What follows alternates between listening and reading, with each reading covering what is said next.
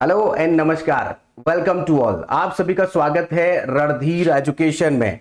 आज के इस लेक्चर में हम संज्ञा, जिसे अंग्रेजी में नाउन कहा जाता है, उसके सभी प्रकारों को समझेंगे।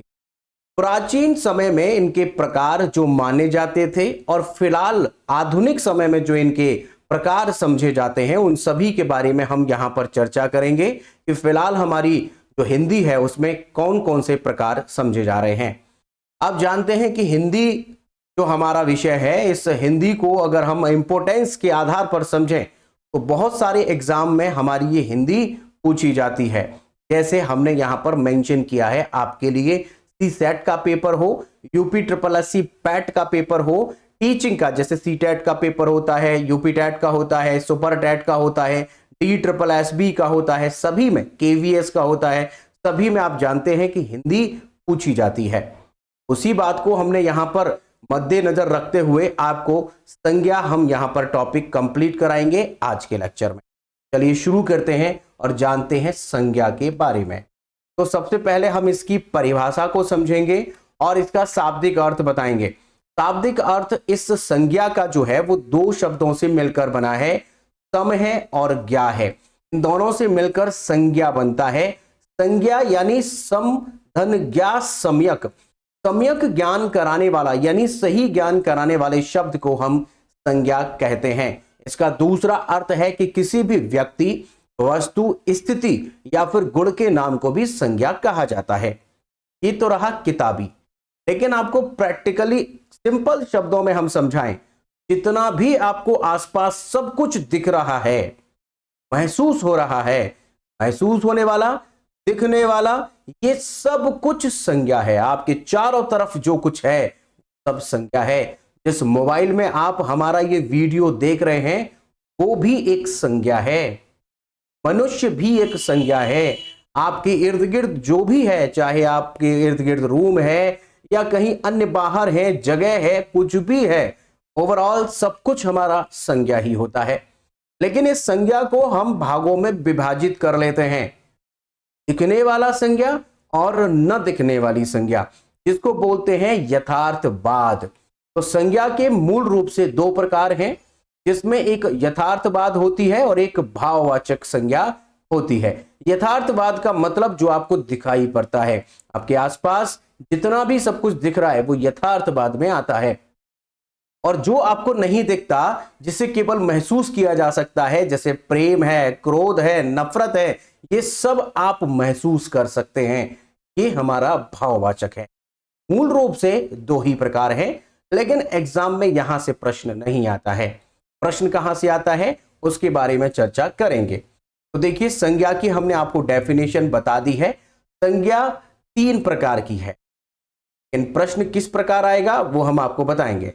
संज्ञा तीन प्रकार की है। अभी जितना हम आपको बता रहे हैं ध्यान से समझिएगा, बाद में हम आपको ओवरऑल सब कुछ बताएंगे कि एग्जाम में किस प्रकार प्रश्न बनता है, आपको क्या याद रखना है। देखिएगा, संज्ञा हम बता चुके हैं कि जो भी कुछ आपको दिखता है वो सब संज्ञा है, न दिखता है वो भी संज्ञा है, जिसे आप महसूस करते हैं, सब कुछ। यहां पर देखिए, संज्ञा के तीन प्रकार हमने बताए हैं, तीन प्रकार हैं, जिसमें हमारा है व्यक्तिवाचक संज्ञा, जातिवाचक संज्ञा और भाववाचक संज्ञा। इस जातिवाचक संज्ञा के दो प्रकार और होते हैं, दो प्रकार और हैं यहां पर, द्रव्यवाचक संज्ञा और समूहवाचक संज्ञा। इन सभी के बारे में वन बाय वन हम डिस्कस करेंगे, लेकिन उससे पहले आपको बताएं कि व्यक्तिवाचक, जातिवाचक और भाववाचक, ये तीन मूल प्रकार हमारी संज्ञा के हैं। लेकिन आप किताबों में जो पढ़ते आए हैं उसके बारे में भी चर्चा कर लेते हैं कि किताबों में क्या आपने देखा। अगर प्राचीन मान्यताओं के आधार पर हम देखें तो संज्ञा पांच प्रकार की ही है। प्राचीन मान्यताएं, जो प्राचीन लेखक रहे हैं और उन्होंने जो किताबों में यहां पर मेंशन करवाया है, जो लिखित में हमें जानकारी मिलती है, वो पांच प्रकार से जानकारी मिलेगी। तो हमारी जो संज्ञा है वो पांच प्रकार की है। एक जातिवाचक, दो व्यक्तिवाचक, तीन भाववाचक, चार समूहवाचक और पांच द्रव्यवाचक। यही पांच प्रकार हैं प्राचीन मान्यताओं के आधार पर। लेकिन आधुनिक मान्यताओं के आधार पर सिर्फ तीन प्रकार हैं, जो हमने अभी आपको बताए। वो तीन प्रकार कौन कौन से? तो जातिवाचक संज्ञा होती है, व्यक्तिवाचक संज्ञा होती है और भाववाचक संज्ञा होती है। ये तीन ही प्रकार हैं, जस्ट हमने आपसे अभी डिस्कस किया है। और यही जातिवाचक जो संज्ञा है, इसमें आपके दो और आ जाते हैं। इसमें ये आपका इसी में दो संज्ञाएं और आती हैं, एक है समूहवाचक और एक है द्रव्यवाचक। ध्यान रखेंगे, आधुनिक मान्यताओं के अनुसार हमारी संज्ञा के जो प्रकार हैं वो तीन प्रकार हैं, जिसमें जातिवाचक है, व्यक्तिवाचक है, भाववाचक है। और जातिवाचक में भी दो प्रकार होते हैं, जो कि हमारा एक है द्रव्यवाचक और एक है समूहवाचक। क्या आपको ये बात समझ में आ गई है कि हम जातिवाचक संज्ञा जो है उसको दो आधार पर और बांट ले रहे हैं? अगर प्राचीन मान्यताओं के आधार पर देखें तो हमारी 5 प्रकार वहां मिलते थे, यहां पर 3 ही प्रकार मिलते हैं। लेकिन अभी भी एग्जाम में पूछे जाने पर कि संज्ञा के कुल प्रकार कितने हैं, तो कुल प्रकार का मतलब 3 मुख्य संज्ञाएं और 2 आपकी जो कि हम गौण संज्ञाएं बोल सकते हैं। तो 3 और 2 5, अभी भी 5 ही आंसर करना है। ठीक है, मुझे लगता है ये बात आप समझ चुके हैं। एग्जामिनर हो सकता है कि आपसे प्राचीन मान्यताओं के आधार पर या फिर आधुनिक मान्यताओं के आधार पर अलग से सवाल पूछे, तब आपको ये बात ध्यान रखनी होगी। और आने वाले समय में जो भी किताबें एनसीईआरटी की आएंगी या अन्य किताबें जो लेखकों की आती हैं, उनमें अब यही आने वाला है कि हमारी संज्ञाएं 3 प्रकार की हैं, चेंज होके आएगा। ठीक है, वो भी ध्यान रखेंगे। आगे बात करते हैं भाई। यहां पर हमने आपको जस्ट अभी बताया कि संज्ञा के 3 भेद हैं। नंबर 1 जातिवाचक संज्ञा, नंबर 2 व्यक्तिवाचक संज्ञा और नंबर 3 भाववाचक संज्ञा। यहां पर जातिवाचक संज्ञा के हमने 2 प्रकार और देखे हैं, नंबर 1 द्रव्यवाचक और समूहवाचक। स्क्रीनशॉट लेते चलिए, आपके काम आएगा। आगे बात करते हैं भाई। जानिए, अब हम यहां पर हम आपको बताएंगे कि जो जातिवाचक संज्ञा होता है, इसकी परिभाषा क्या है और उदाहरण क्या है। तो जातिवाचक के बारे में यहां पर समझ रहे हैं, तो जातिवाचक देखिएगा। जातिवाचक जो होता है वो जो शब्द किसी प्राणी, पदार्थ या समुदाय की पूरी जाति का बोध कराता है, उन्हें जातिवाचक संज्ञा कहते हैं। जैसे इस दुनिया में जो कुछ भी अनलिमिटेड है, बहुत ही ज्यादा है, बहुत ही ज्यादा है, कहने का मतलब संख्या में बहुत ज्यादा है, वो सब जातिवाचक हैं।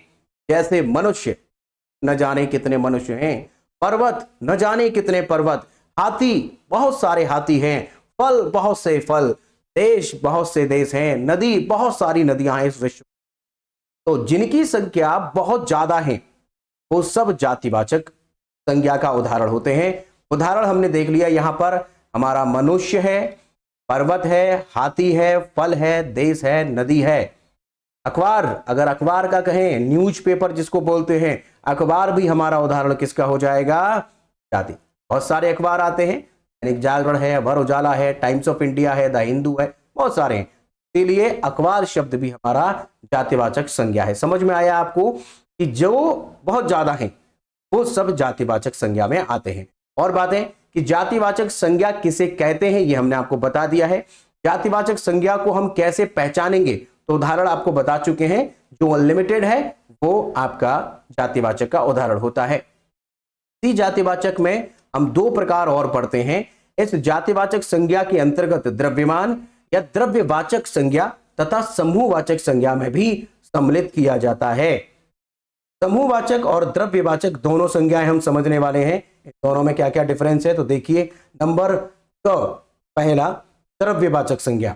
वह संज्ञा होती है द्रव्यवाचक जो किसी विशेष पदार्थ या सामग्री को दर्शाती है। इसे आमतौर पर ऐसे पदार्थों के लिए उपयोग किया जाता है जो ठोस हैं, तरल हैं या फिर गैस की फॉर्म में पाए जाते हैं, बल्कि उनकी सामग्री की बात नहीं की जाती, उनके साइज की बात नहीं की जाती है। यहां पर सिंपल, जो आपको ठोस लगता है, तरल लगता है या गैस स्टेज में लगता है, जैसे सोना, चांदी, ऊन, लकड़ी, पानी, दूध, ये सब आपका द्रव्यवाचक में आएगा। यहां पर तरल की भी बात हो रही है, दूध है, दही है, मठा है, ये सब आपका किस में आ जाएगा? द्रव्यवाचक में आ जाएगा। याद रखेंगे इस बात को, द्रव्यवाचक। अब द्रव्यवाचक के उदाहरण देखिएगा, जैसे पानी है, फल है, सोना है, चांदी है और लकड़ी है, जो भी आप जिसी का भी नाम लेंगे वो सब आपका इसी में आएगा, जिसको आप हमने बताया कि यहां पर उसे ठोस, तरल और गैस के रूप में ऐसे पदार्थों का प्रयोग किया जाता है उसे हम द्रव्यवाचक संज्ञा कहते हैं। आगे बात करते हैं समूहवाचक। इसका नाम से ही आपको पता चल रहा है, समूहवाचक किसी शब्द के किसी समूह, किसी शब्द से यदि किसी समूह या समुदाय का ज्ञान होता है उसे समूहवाचक संज्ञा कहते हैं। जैसे चाबी का गुच्छा, इसमें बहुत सारी चाबी होती हैं। जैसे कक्षा, कक्षा में बहुत सारे विद्यार्थी होते हैं। परिवार में बहुत सारे सदस्य होते हैं। भीड़ में बहुत सारे लोग होते हैं। तो जहां पर भी समूह होगा, ग्रुप होगा, समुदाय होगा, वहां पर समूहवाचक संज्ञा होगी। बहुत ही आसान है ये, लेकिन ध्यान रहे कि दोनों ही संज्ञाएं एक संज्ञा के अंतर्गत आती है और वो कौन सी है? जातिवाचक संज्ञा। ठीक है, यहां पर दोनों हमने पढ़ ली है। अब यहां पर आपको इसका उदाहरण भी दिखा देते हैं कि समूहवाचक संज्ञा का उदाहरण क्या है। तो देखिए यहां पर टीम में बहुत सारे खिलाड़ी होते हैं। यहां पर हिरणों की टुकड़ी है, तो यहां पर कई सारे हिरण हैं। यहां पर देखें तो सेना के लोग हैं, तो सेना में सैनिक बहुत सारे होते हैं। जहां पर भी ग्रुप होगा, जहां पर समुदाय होगा, वो हमारा उदाहरण हो जाएगा किसका? समूहवाचक का। अब बात करेंगे व्यक्तिवाचक संज्ञा की। व्यक्तिवाचक संज्ञा हम किसे कहते हैं? तो देखिएगा, हम आपको पहले बता चुके हैं। जैसे हमने बताया कि देश अपने आप में एक जातिवाचक संज्ञा है। हमने बताया जैसे अखबार अपने आप में एक जातिवाचक संज्ञा है। बताया कि नहीं बताया अभी? जो बहुत ज्यादा है वो आपके जैसे। और हमने बताया मनुष्य ये भी आपका जातिवाचक संज्ञा है। लेकिन जब हम किसी देश को उसका नाम बताएं, यानी यहां पर हम किसी देश का नाम बताएं, जैसे भारत देश का नाम बता दिया, अब ये व्यक्तिवाचक संज्ञा बन गई। अभी तक देश जो शब्द है वो बहुत सारे देश हैं, लेकिन जो भारत है वो यूनिक है। यहां पर यूनिक आता है। अखबार में देखें तो बहुत सारे अखबार हैं, लेकिन अगर हम यहां पर कह दें कि दैनिक जागरण, हिंदी का ही अखबार देखते हैं, दैनिक जागरण, अब क्या हो गया? ये व्यक्तिवाचक संज्ञा बन चुकी है। मनुष्य तो बहुत सारे हैं, लेकिन राहुल यूनिक है। राहुल भी बहुत सारे होंगे लेकिन यूनिक है, ध्यान रखेंगे। यहां पर मनुष्य जो होगा वो जातिवाचक है, राहुल आपका व्यक्तिवाचक है, यूनिक की बात हो। अब यहां पर हम इसी को व्यक्तिवाचक को हम डेफिनेशन के आधार पर यानी परिभाषा के आधार पर देखते हैं कि जो शब्द किसी विशेष व्यक्ति, विशेष वस्तु, विशेष स्थान या विशेष प्राणी के नाम का बोध कराते हैं उन्हें व्यक्तिवाचक संज्ञा कहते हैं। जैसे प्रियंका, जैसे संतोष, दिल्ली, आगरा, पुस्तक, कमल, मेज, ये सब आपके विशेष चीज बताते हैं। जब भी कभी विशेष बताएंगे तो ध्यान रखेंगे वो हो जाएगा हमारा व्यक्तिवाचक संज्ञा। व्यक्तिवाचक संज्ञा के कुछ उदाहरण भी हमने आपको यहां चित्र के माध्यम से दिखाए हैं। जैसे महेंद्र सिंह धोनी, ये एक विशेष व्यक्ति है। हमारा जो राष्ट्रीय पशु है वो विशेष प्राणी है, बाघ। यहां पर भगवत गीता है। हम किताब अगर कहते तो जातिवाचक हो जाता, लेकिन किताब में भी कौन सी, हमने उसका नाम बता दिया है, भगवत गीता। तो हमारा उदाहरण कैसा हो जाएगा? ये हो जाएगा भगवत गीता हमारा व्यक्तिवाचक का उदाहरण है। किले, बहुत सारे किले हैं, लेकिन जब लाल किला स्पेसिफिक यूनिक की बात होगी तो आपका उदाहरण हो जाएगा व्यक्तिवाचक का। व्यक्ति में विशेष हो जाती हैं चीजें। अगला है हमारा भाववाचक संज्ञा। भाववाचक में क्या होता है कि इसमें वो चीज आपको दिखाई नहीं पड़ेगी जिसे आप प्लेट में ना रख सकें। भाव को आप प्लेट में नहीं रख सकते हैं, इसे केवल महसूस किया जा सकता है। किसी गुण, दशा, स्वभाव, कार्य या भाव का बोध कराने वाले शब्दों को भाववाचक संज्ञा कहते हैं। सिर्फ इमोशंस होते हैं इसमें, जैसे सुंदरता, क्रोध, बुढ़ापा, शत्रुता, सहायता, प्रेम, प्रशंसा, नफरत, ये सब आपका क्या है? लगाव, ये सब आपका क्या है? भाववाचक संज्ञा है। ये आप देख नहीं कर सकते, सिर्फ महसूस कर सकते हैं। भाववाचक के उदाहरण आप देख लीजिए, जैसे क्रोध है, मित्रता है, दया है, वीरता है। ये सारे के सारे शब्द आपके कैसे हैं? भाववाचक संज्ञा हैं। ध्यान रहे एग्जाम में आपको एक शब्द लिख के आएगा और उसमें पूछेगा कि भाववाचक संज्ञा कौन सी है। ध्यान रहे जिसे आप प्लेट में ना ले सकें, जिसे केवल महसूस किया जा सकता है, जिसे देखा नहीं जा सकता, वो हमारा भाववाचक संज्ञा का उदाहरण होता है। हो सकता है अभी आपको लग रहा हो कि ये भी कोई पढ़ने की चीज है। अरे पढ़ने की ही चीज है और एग्जाम में आती है। जब एग्जाम में आती है तो गलत करोगे, आप ध्यान से समझिए इन चीजों को। अगला बात करते हैं कि कहीं कहीं पर क्या होता है कि जो हमारी व्यक्तिवाचक संज्ञा है उसका प्रयोग जातिवाचक संज्ञा के रूप में होता है। वो कैसे होता है, तो एक उदाहरण आपको दिखाते हैं, ये एग्जाम में बहुत आता है। उदाहरण है, किसी न किसी परिवार में विभीषण मिल ही जाते हैं। ऐसे विभीषण एक शब्द जो है वो नाम है, और नाम जो होता है वो हमारा व्यक्तिवाचक का उदाहरण होता है। लेकिन उस विभीषण की जो बात हो रही है ना, विभीषण की, वो उस विभीषण की बात हो रही है। विभीषण ने क्या किया था, लंका की जो पूरी जानकारी थी वो विभीषण के द्वारा दी गई थी।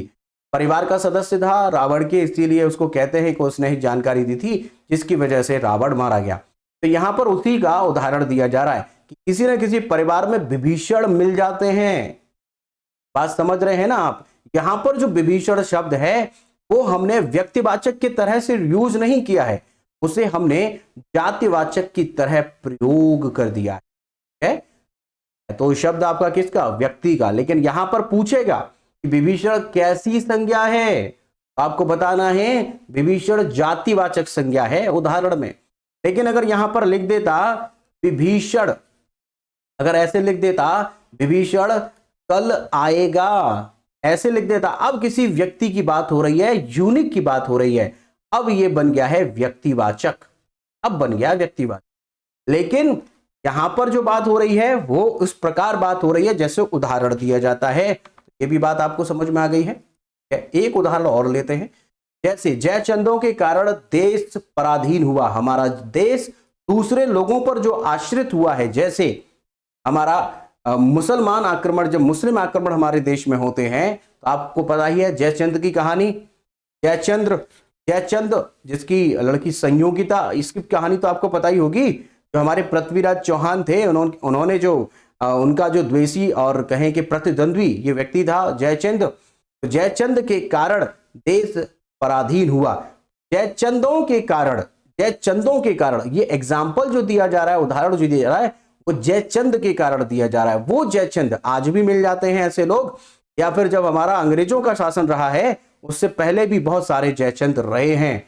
मतलब उदाहरण उससे कंपैरिजन किया जा रहा है। जैसे एक उदाहरण और समझिएगा, हमारी गली में राहुल, हमारी गली का सचिन तेंदुलकर राहुल है। दरअसल राहुल की हम तुलना कर रहे हैं सचिन तेंदुलकर से, तो सचिन तेंदुलकर जो नाम है वो व्यक्तिवाचक का उदाहरण है। लेकिन यहां जिस प्रकार का हमने सेंटेंस बोला है, यहां पर ये यूज हो रहा है, यहां पर जो प्रयोग इसका हो रहा है वो एक जातिवाचक के रूप में प्रयोग हो रहा है। दिक्कत नहीं आ रही होगी आपको, लगता है कि समझ में आ गया है। कई बार क्या होता है कि जातिवाचक संज्ञा का प्रयोग किसी व्यक्ति विशेष के लिए होने लगता है, होती तो वो जातिवाचक है लेकिन उसके व्यक्ति विशेष के लिए प्रयोग होता है। उदाहरण देखिएगा कैसे प्रयोग होता है, उदाहरण देख लीजिए। उन दिनों पंडित जी देश के प्रधानमंत्री थे। पंडित जी अपने आप में एक जो शब्द है वो हमारा क्या है, वो हमारा है जातिवाचक संज्ञा, लेकिन यहां पर व्यक्ति विशेष के लिए प्रयोग हो रहा है, तो यहां पंडित जी जो बन गया है वो बन गया है व्यक्तिवाचक। कई बार जातिवाचक संज्ञा का प्रयोग जो होता है किसी व्यक्ति विशेष के लिए प्रयोग होकर व्यक्तिवाचक बन जाता है। यहां पर पंडित जी किसके लिए हो रहा है, उन जवाहरलाल नेहरू के लिए। तो हम यहां पर ये कह सकते हैं कि पंडित जी हो, मास्टर जी हो, ऐसा कुछ शब्द इस्तेमाल होगा, तो वो शब्द हमारा किस प्रकार का लगेगा, होगा वो जातिवाचक, लेकिन व्यक्तिवाचक के रूप में कर लिया जाता है। ये तो आपको जब वाक्य आएगा आपके पेपर में तो आपको देख लेना है कि आप यहां पर तुलना कर रहे हैं, क्या कर रहे हैं, एक बार देख करके ही टिक करिएगा।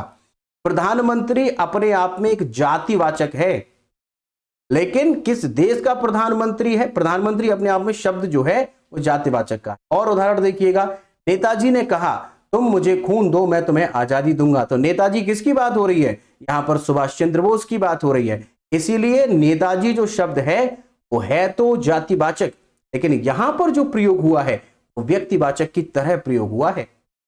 होप कि आप मुझे समझ पा रहे हैं। यहां पर वही बात हमने मेंशन करके आपको दिखा दी है कि उपरोक्त वाक्य में पंडित जी और नेताजी शब्द जो है वो जातिवाचक होते हुए भी जवाहरलाल नेहरू और सुभाष चंद्र बोस के लिए प्रयुक्त हुए हैं।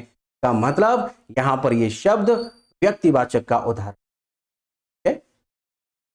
अब यहां पर हम एक चीज और सीख लेते हैं, वो है कि भाववाचक संज्ञा बनाना। कभी कभार क्या होता है कि हम भाववाचक संज्ञा को बनाते हैं।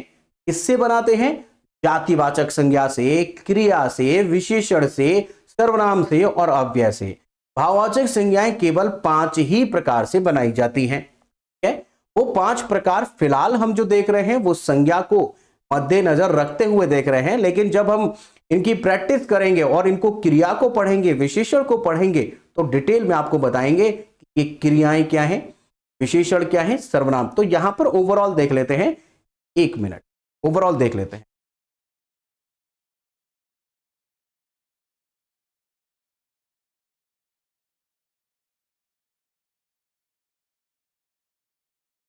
जी, यहां पर हम देख लेते हैं कि जातिवाचक संज्ञा जो होती है, जैसे मानव, ये आप में जाति है, जातिवाचक है, लेकिन मानव से हम अगर भाववाचक बनाएंगे तो देखिएगा मानव से बनता है मानवता। एग्जाम में आता है ये, मानव से यहां पर बन गया है मानवता।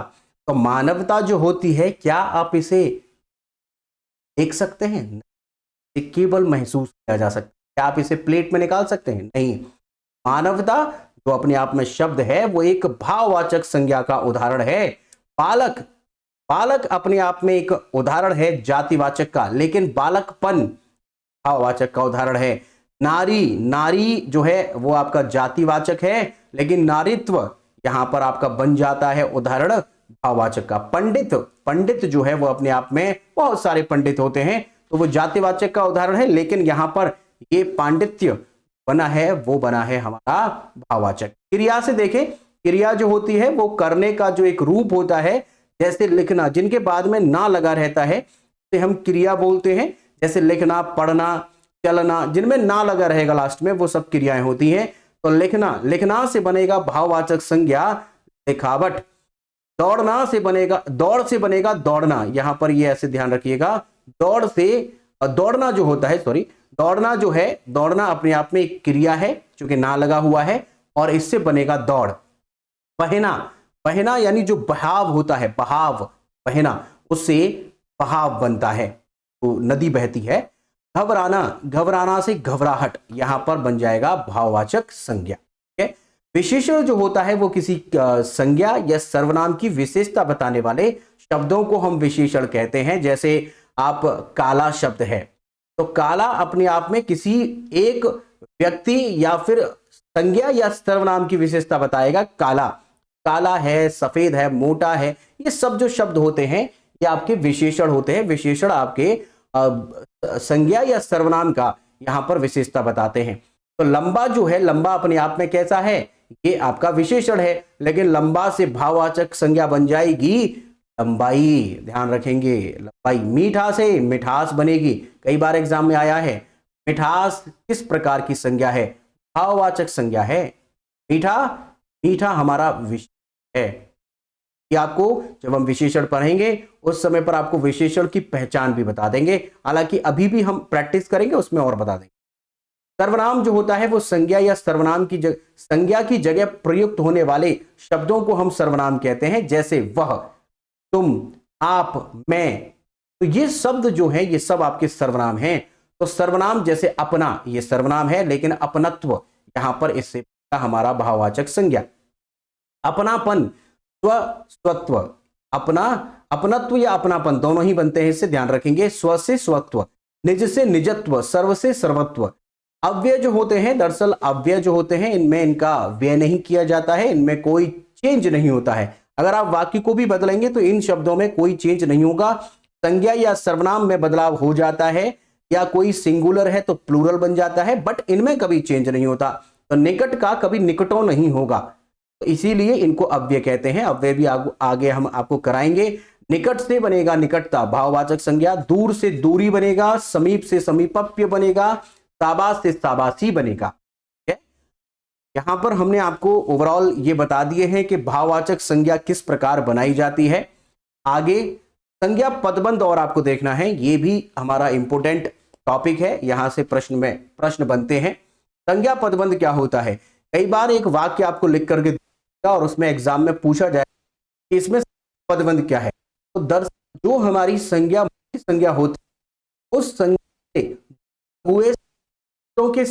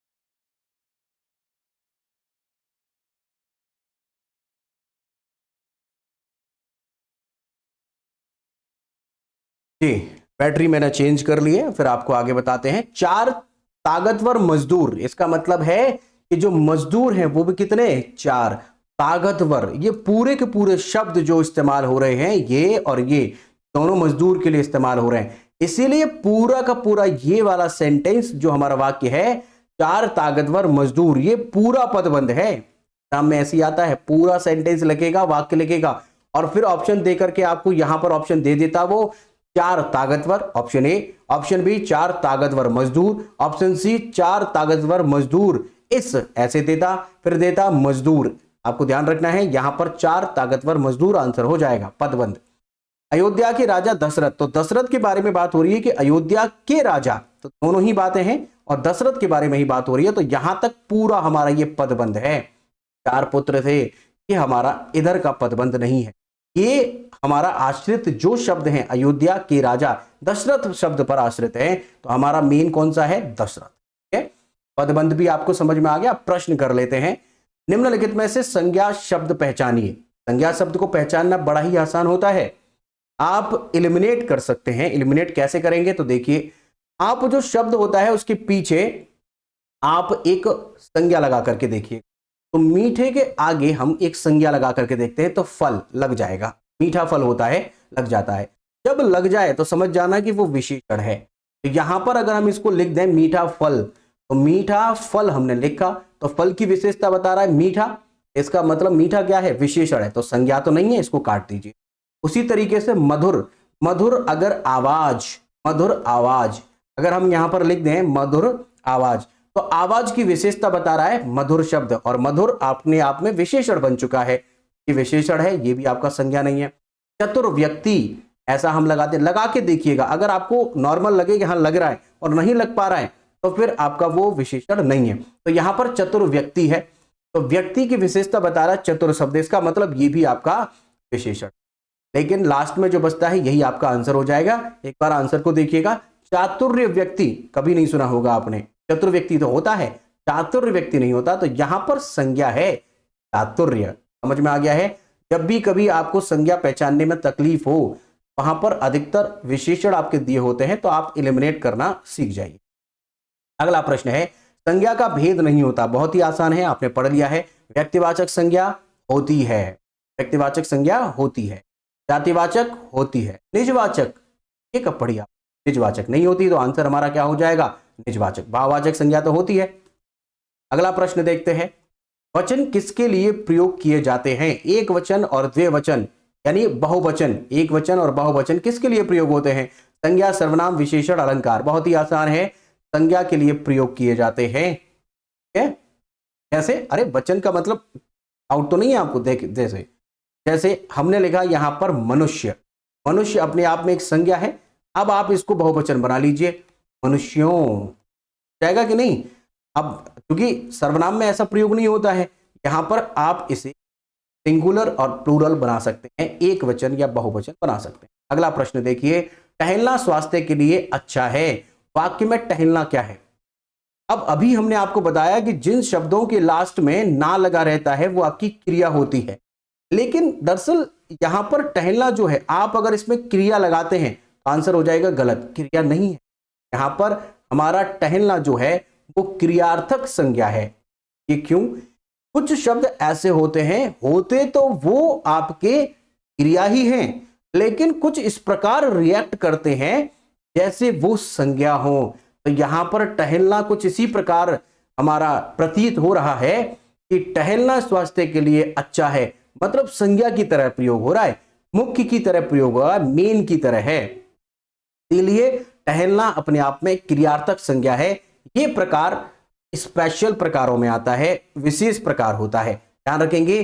क्रियार्थक संज्ञा वो संज्ञाएं होती हैं जहां पर हमारा जो क्रिया होती है वो कुछ इस प्रकार विशेष कर प्रयुक्त की जाती है, जहां पर हमारी जो क्रिया है वो ऐसे लगे जैसे वो संज्ञा है। तो टहलना स्वास्थ्य के लिए अच्छा है, इसमें हमारा टहलना शब्द क्या है, क्रियार्थक संज्ञा, इंपोर्टेंट है, ध्यान रहे।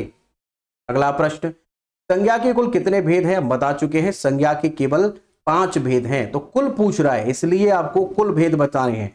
प्राचीन आधार पर पूछे या आधुनिक आधार पर पूछे वो अलग मैटर हो जाएगा, यहां पर आपको 5 ही आंसर करना है। अगला प्रश्न है, निम्नलिखित में से कौन सा शब्द व्यक्तिवाचक संज्ञा का उदाहरण नहीं है?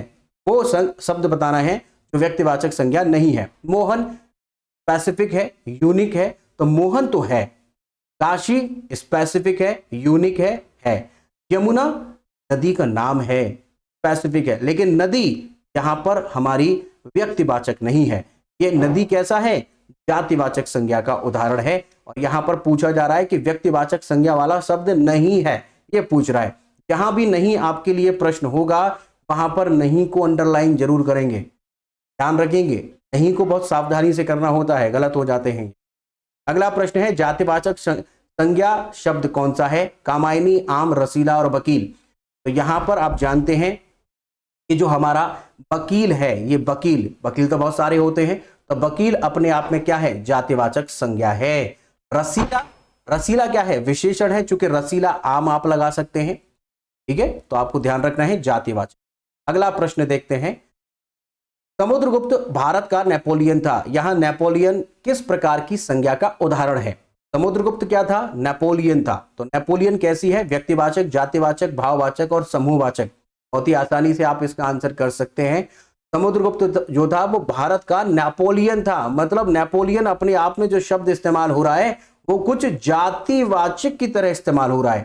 नेपोलियन यानी जात, वो उदाहरण हमने आपको समझाया, उसी पर बेस्ड है। अगला प्रश्न देखते हैं, 9th हमारा है, निम्नलिखित वाक्य में संज्ञा के रूप में क्या प्रयोग किया गया है? वह इनमें से एक को जानता है। तो इनमें से आपसे पूछा जा रहा है कि इनमें से संज्ञा के रूप में क्या प्रयोग हुआ है। अब आपको हो सकता है इसमें से जो भी लग रहा हो, लेकिन आपको राइट आंसर बता दें। अगर आपको आंसर आता है सोचिए कौन सा आंसर है, बट इसमें आपको बताएं इनमें से एक, जो एक है वही जो व्यक्ति होगा, या हो सकता है वस्तु हो, स्थान हो सकता है ना, व्यक्ति, वस्तु और स्थान, एक जो शब्द है वही आपका क्या है? यहां पर है। तो संज्ञा के रूप में यहां पर क्या प्रयोग हुआ है? एक प्रयोग हुआ है। ध्यान रहे, बहुत ही इंपॉर्टेंट सवाल है, और सारे सवाल हम आपको प्रीवियस ईयर के जो आए हुए प्रश्न हैं वही करवा रहे हैं। अगला प्रश्न है हमारा 10th, जो कि आप लोगों को बताना है, व्यक्ति, वस्तु या स्थान के नाम को क्या कहते हैं? बहुत ही आसान है, बहुत आसानी से आप इसका आंसर कर पाएंगे। आंसर करिए, क्वेश्चन नंबर 10 लिखिएगा। आंसर ABCD में से जो भी आपको लगता है उसे आंसर को आप टाइप करके कमेंट करिएगा। कमेंट करना ना भूलें, बहुत ही जरूरी है। कमेंट करिए, एंगेज हो जाइए हमारे साथ। तो यहां पर 10वां प्रश्न हमने कर लिया है, इसका आंसर आप प्लीज करिएगा। हाँ जी, अगर आप चैनल पर पहली बार आए हैं या अभी तक आपने सब्सक्राइब नहीं किया है तो सब्सक्राइब करिएगा प्लीज, और अपने फ्रेंड्स के साथ में जरूर शेयर करिएगा, वीडियो को जरूर लाइक करिएगा। टेलीग्राम पर भी आप हमारे साथ जुड़ सकते हैं, फेसबुक और इंस्टाग्राम पर भी जुड़ सकते हैं। टेलीग्राम पर जुड़ने के लिए @रणधीर एजुकेशन लगा करके सर्च करिएगा, अन्यथा डिस्क्रिप्शन में हमने लिंक दे दिया है, डायरेक्ट क्लिक करिए, डायरेक्ट ज्वाइन हो जाइए, कोई इशू नहीं आएगा। लेक्चर के लास्ट तक बने रहने के लिए आप सभी का बहुत बहुत धन्यवाद। मिलते हैं और इंफॉर्मेटिव लेक्चर में। बहुत बहुत शुक्रिया, धन्यवाद।